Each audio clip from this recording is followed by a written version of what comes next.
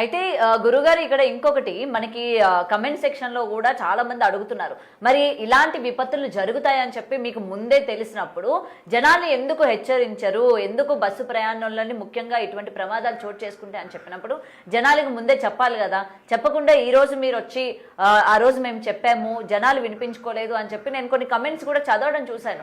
ఇలాంటి వైపరీత్యాలు, ప్రకృతికి సంబంధించిన వైపరీత్యాలు జరిగినా, ఇలాంటి యాక్సిడెంట్లు జరిగినా మీరు చెప్పాలి కదా.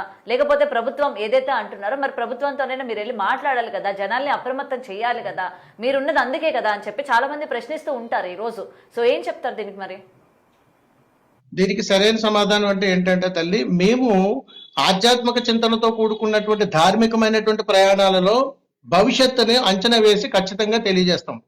అయితే ప్రజలకు అనేక రూపాలలో మేము తెలియచేసినా కానీ దీనిని సరైనటువంటి విధానంలో తీసుకుని వెళ్ళలేకపోయినది మీడియా వాళ్ళే.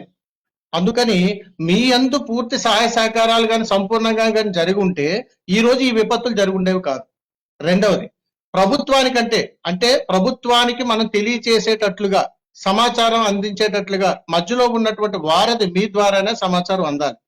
ఇది మేము అనేక కాదు అంటే మీరు చెప్పింది మీడియా సరిగ్గా అంచనా వేయలేకపోతుంది అంటారా? మీడియా ముందుగానే ప్రజల్ని హెచ్చరించట్లేదని అంటారా? మీరు అంచనా కాదు తల్లి.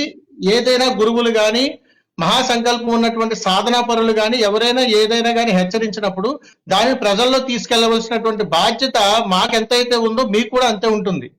అందుకని కలిసి పనిచేసేటువంటి ప్రయాణం ఇది. ఒక సమాచారాన్ని ప్రజలకు సరైన సమయంలో కానీ మనం అందించగలిగితే ఖచ్చితంగా వారు జాగ్రత్తలు పడేటువంటి అవకాశాలు ఉంటాయి. ఇది ప్రమాదం అనుకోవచ్చు, హెచ్చరిక అనుకోవచ్చు, ఇంకోటి అనుకోవచ్చు. ఏ రకంగా తీసుకున్నా కానీ మనం ప్రజలను కాపాడుకోవడమే. ఇదే విషయాలు నేను అనేక పరిస్థితుల్లో, దేవాలయ ప్రాంగణాలలో, ప్రవచనాలలో, చాలా సందర్భాలలో జరగబోతున్నటువంటి విపత్తుల గురించి చాలా సందర్భాల్లో చెప్పడం జరిగింది.